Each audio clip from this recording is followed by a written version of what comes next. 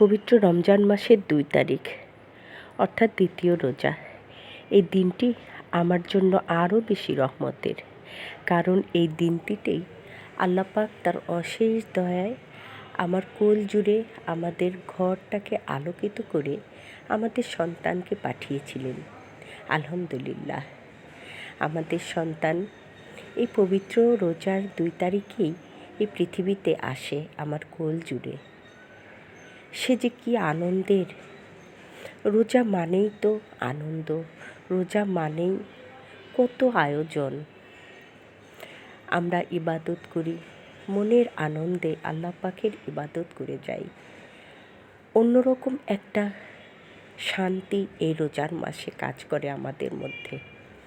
আর এই শান্তিটা আমার জন্য আরও অনেক অনেক অনেক অনেক গুণ বেশি, এই কারণে যে এই পবিত্র রমজান মাসেই আমি মা হয়েছিলাম।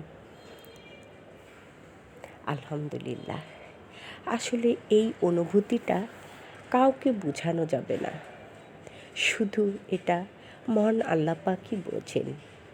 আমার এই অনুভূতি মহান আল্লাহ পাক ছাড়া আর কেউ বুঝবেন না। আল্লাহ পাকের অশেষ রহমত আমাদের ঘর জুড়ে। আলহামদুলিল্লাহ, সকলেই আমার ছেলেটার জন্য দোয়া করবেন। আল্লাহ পাক যেন আমার ছেলেটাকে মানুষের মতো মানুষ করেন।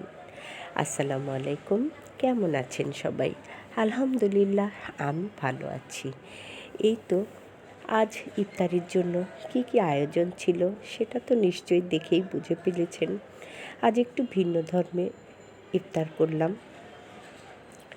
দেখতেই পেয়েছেন, প্রথমে মুরগি রান্না করেছি আর অল্প কিছু পরিমাণে একটু রোস্টের মতো করেছি।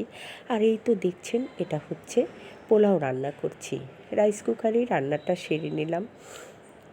একদমই অল্প পরিমাণে পোলাও রান্না করেছি, কারণ শুধু ইফতারিতে খাবো বলে।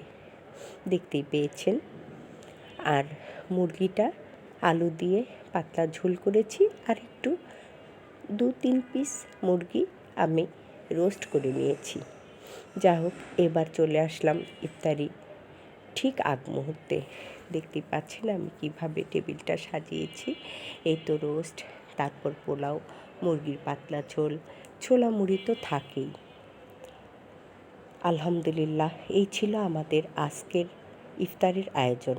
সবই আল্লাহ পাকের অশেষ দয়া।